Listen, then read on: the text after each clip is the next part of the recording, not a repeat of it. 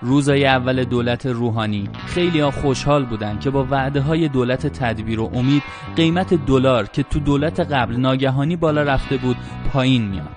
اما سیف رئیس کل بانک مرکزی همون کسی بود که وقتی قیمت دلار تو ابتدای شروع به کار دولت 11 داشت کاهش پیدا می‌کرد، با یه اظهار نظر عجیب ترمز پایین اومدن قیمت دلار رو کشید.